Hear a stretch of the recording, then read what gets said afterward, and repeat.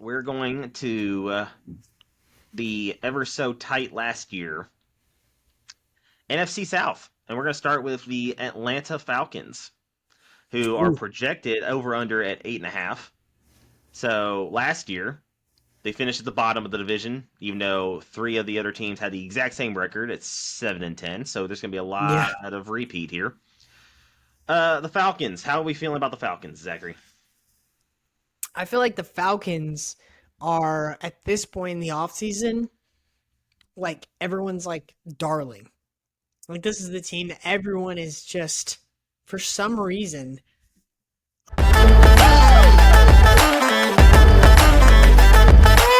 like falling in love with. I think it's got to be just the at least when I look at the media and like Twitter and I guess I'm very immersed in the fantasy football community of the NFL, and some of the Falcons players are just being drafted super super high, and I think it's leading to everyone just kind of being high on this team as a whole. Whereas I don't know, I don't see where I the 49ers I said I think that they can overcome non excellent quarterback play to still be a successful team. Whereas I don't think this Falcons team is ready to overcome that. And I don't think they're going to be getting exceptional quarterback play out of Desmond Ritter. Is looking like all signs are pointing to him starting off the season. In his first season, really giving him a full off season to be a starting quarterback, getting all the first season reps since they started with Marcus for the majority of last year. I'm not ready to say that I think that Desmond Ritter can go out there and win 9 games. And I don't think that that's really that hot of a take. But according to the community, which is super high on the Falcons for some reason, it is a hot take. So I go under on the Falcons. The Falcons intrigue me not because they are the media darling, which I can't even say. They have added a lot of good players. I would say good, big name players. Because I don't know if I'm going to give Bud Dupree the name of good player just yet. I haven't seen him do it in a while. So Right. I do like AJ Terrell. I They do did like make a the lot of moves. They did. I do like the trading of Jeff Okuda. I think he needed to get it out of Detroit, get a new scenery. What's funny as a Titans fan, I see a lot of former Titans on here, and I wouldn't say the names are stat spectacular. I mean, Yeah. real Titans fans will know who Breon Borders uh who Breon Borders is. And if you I could keep going. I mean, oh, maybe I can't. I can't find anybody at the moment. Never mind. I mean, Logan Woodside. I There you go. was about to say Woodside is I know his Jonnu name. Smith. I mean, even Vrabel's kids on here. They do have so I Which makes sense with Arthur Smith being the coach. and then Dean P still being a DC. I'm pretty sure. I Yeah. don't think he retired yet. I mean, but the two additions I did like was Calais Campbell and Eddie Goldman. They did sheer up some of their D line problems with some older veterans who know what they're doing. I don't love their middle linebacker situation at the moment, but that's just one position on the defense is an 11 team sided game. So I think everybody loves them because they got a running back that can be a bell cow, which is Bijan Robinson. Him and Cordero Patterson could be a lot of fun together. I don't I don't really know what to think about this Falcons team though. 8.5's a lot. I think they get to 7 again, so I'm gonna have to go under as well. Yeah. I'm not. I don't think they're ready to quite yet take that jump to be a 9-10 win team. I don't think that they're experienced enough to get there. So I think that under is the right call on this one. That's fair assessment right there, sir. All right, so we're gonna go with their division rival, a team that honestly kind of underperformed based on their roster names and everything like that. And this is the New Orleans Saints. The team's going to get bodied by the Tennessee Titans week 1. They finished last year also 7-10, like I preluded before. New quarterback Derek Carr was in Oakland/Vegas for many years, many years. It looks like Alvin Kamara's charges got dropped or something. I saw something similar to that. He looks like he's going to be playing next year Yep. without any problems. No Uh, suspension. exactly. Last year, Chris Olave showed a lot with not great quarterback play. I'm excited to see what he does in year two. I'm interested to see if Michael Thomas gets on the freaking field because I feel like we've been talking about this for way longer than it needs to be.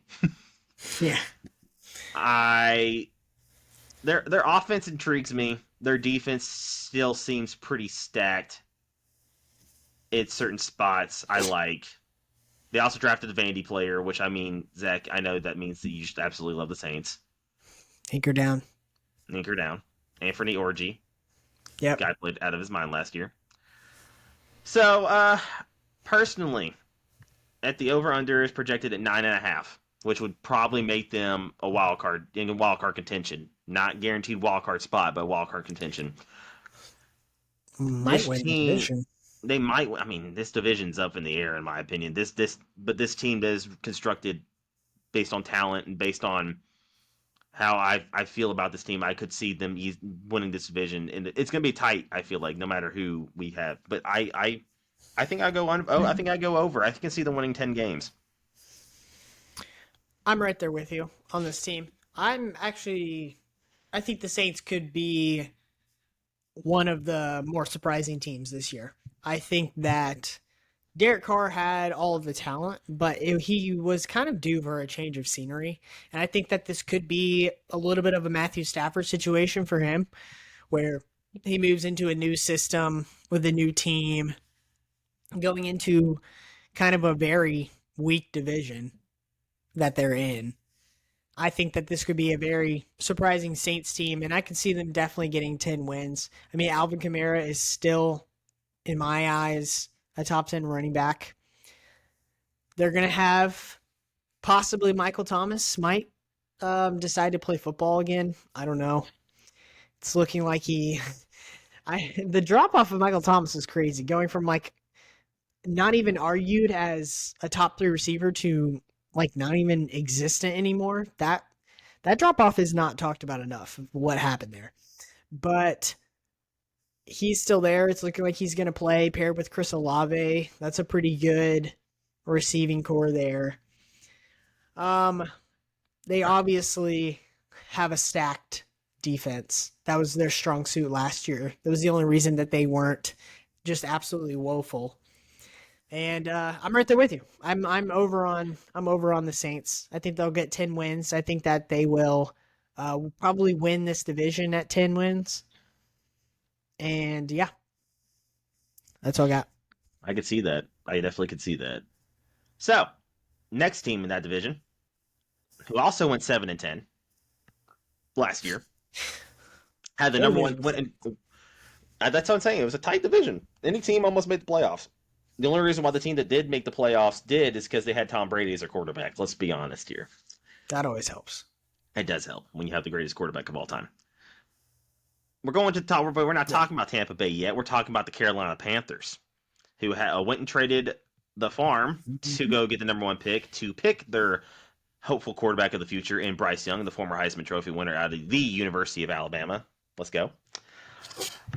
Had to get a roll tide in there, didn't you? I didn't actually say it, but roll tide. It's kind of easy to do that whenever half of the league has got a Bama player on the team one way or another. Just saying. Yeah, pretty much. So, Carolina Panthers.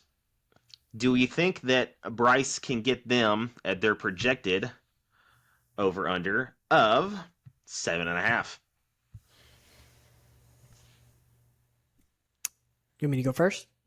Yes, that was the question. That was your question. Okay. No. I don't see them getting 8 wins. I think, and that's not even a knock on Bryce Young. I think that he's going to be a good quarterback in the NFL. I think that they weren't wrong to take him number 1 overall. I think he was the best overall prospect, best thrower of the ball out of the top quarterbacks in the draft. But I just don't think this team can get 8 wins. I don't think they have enough talent skill-wise surrounding him to be competitive. We've seen rookie quarterbacks come in and be semi-successful. But they were all surrounded by talent around them. And Bryce Young's not going to have that. He's going to have an aging Adam Thielen. He's going to have a rookie receiver out of Ole Miss. Remind me his name, DJ. Jonathan Mingo. Jonathan Mingo. And who they trotting out at running back? Chuba Hubbard? Probably going to start? Chuba Hubbard or Miles Sanders? Miles Sanders they brought in, who is decent, also an aging running back. So they're not surrounding him with the... I mean, he's 26. I wouldn't say he's aging That's yet. Kind of old for a running back. He's got another year or two. Yeah, that's fair. They drafted Tryon Evans. They drafted Tryon Evans out of Louisville, which I'm not saying bet the farm he's going to make a difference, but it's something. Yeah. Also, you're also forgetting Laviska Shenault, who actually is pretty underrated. Man, how could I forget him? Absolute star. I'm not saying he's a star. I'm just saying he could help. Yeah. That's all I'm saying. I'm not saying he's going to be a role beater. He's a decent, he's a decent too. Role player, He plays his role. So no, I don't foresee this team getting 8 wins, going over their 7.5. I don't think this team's for sure is an under for me. It's an under for me too, but I want to talk about how this roster is constructed in this aspect. That I do think that they have 2 of the most important positions on offense pretty well in a good spot, and that's quarterback. And I feel really good about Bryce Young, even though he's undersized, and I get people worry about that because of the rigors of injuries in the NFL, because injuries are undefeated. Everybody gets hurt. Everybody plays hurt. You get over it. I do love that the second most important position on the offensive side of the ball, and it's left tackle, in my opinion, that's Icky. I think Ike Okongwu out of NC State last year, I think he played well. He's probably going to be your starting left tackle for the next 10 years. Yeah. Barring injury, but I feel really good about that. So, no, I don't think that it's going to be immediate success. No, it would be cool if I'm completely wrong about that, because we don't see it that often. Rookie quarterbacks just coming over and absolutely just lighting on fire. It usually takes a year or two. I think Joe Burrow probably had a chance to do so before he got hurt, in a way that we would be like, oh wow, this guy's the real deal. He got hurt. We put it a little bit on the back burner. So that's kind of how Justin Herbert was. Yeah, I'll give you that. His rookie season, immediately when he came in, he was awesome. He was. That's true. But like I said before in past podcasts, they are coached by an absolute numpty. So it doesn't matter. True. Yeah. Absolutely does not matter. So I went ahead and put the under on that one. I feel like they'd probably win 5 or 6. They'll probably be high up there on drafting another potential help to help Bryce or help their defensive side of the ball. Because I do like some of their defensive pieces, honestly. Derek Brown is a very good defensive tackle. They still have Brian Burns. And Jeremy Chinn's one of the best safeties in the league that I feel like no one really talks about because he plays for Carolina, which is not a big city market. So I just had to shout out some good players there. That's all. Okay, going to the Tampa Bay Buccaneers, who were the division champs last year. I really don't think they're going to do it this year. They were 8-9. Like I said, this division was tight. This division was tight. You went 8-9. And you had Tom Brady as your quarterback. And then you have the audacity to go out on, man, I'm talking about Tristan Wirfs. I think Carlton Davis, one of their corners, came out and was like, yeah, dude, we're winning the Super Bowl this next year. We're going 12-5. We're gonna do all this stuff. Baker's gonna take us to the promised land. And I'm just like, what are they smoking in Tampa? And you're kind of close to Tampa, so you could tell me. I am, yeah. I think I can smell it all the way here in Orlando, coming from Tampa down the road. They're they're just on one apparently. They are indeed. They still do have their pieces. Mike Evans, they still have Chris Godwin. Great receiving tandem. Running back is, I mean, last year it seemed like Rashad White kind of took over, obviously, after they released Fournette this offseason. I like their defensive pieces too still. And they still have one of the best, they probably have the best right tackle in the game in Tristan Wirfs. Their offensive line scares me a little bit, but the biggest domino that makes me not feel great about this team, it starts with their quarterback, and that is either it's going to be Baker Mayfield or who I eventually would think they'll throw out there because Baker will probably crap the bag and or get hurt, and that's Kyle Trask. I don't feel great about that quarterback. And them being at 6.5 on the over under, honestly, I see them winning 6, so I'm going to go under. Yeah, I'm right there with you. And sorry if my mic is picking up some rain. It just started pouring outside. And welcome to the Florida afternoon showers, everyone. So sorry if you're picking up a little bit of that. 6.5. Definitely got to go under on this team. I think this is another team that is kind of looking to shift into another phase of their franchise. I think that the Brady era of the Buccaneers is now over, and they're kind of in the period of just not really knowing what to do. And usually when teams are moving on from an older quarterback or just a quarterback in general, they kind of go through a period of just being lost. I think that's kind of where this franchise is going to be at. I think that Mike Evans, in particular, could be very frustrated with Baker Mayfield halfway through the season. Same with Godwin. I think this team's going to super struggle, and I don't really think the Kyle Trask is going to be the answer either. So I'm with you on the under on this one. This team is in the same realm as the Rams for me, where they kind of got their Super Bowl and they're just kind of looking for a reset now, at least at the quarterback position. I think that they could be pretty bad trying to aim for one of those Caleb Williams, Drake Mays type prospects coming out next year. I could see it too, honestly.